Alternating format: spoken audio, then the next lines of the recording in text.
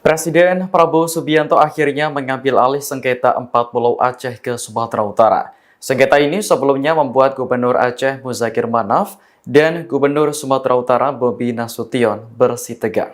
Wakil Ketua DPR Sufmi Dasko Ahmad menyebut, DPR telah berkomunikasi dengan Prabowo terkait polemik pemindahan kepemilikan Pulau Aceh ke Sumatera Utara. Keputusan terkait pemindahan kepemilikan 4 pulau tersebut ditargetkan rampung pekan depan.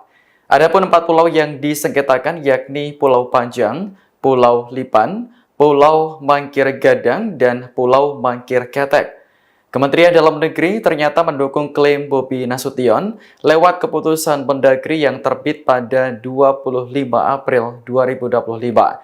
Ditegaskan bahwa keempat pulau tersebut masuk dalam wilayah Kabupaten Tapanuli Tengah, Sumatera Utara. Namun Pemprov Aceh tidak menerima keputusan tersebut. Usut punya usut, konflik perebutan wilayah ini sudah berlangsung selama puluhan tahun. Pemprov Aceh mengklaim telah mengantongi jejak historis di keempat pulau tersebut.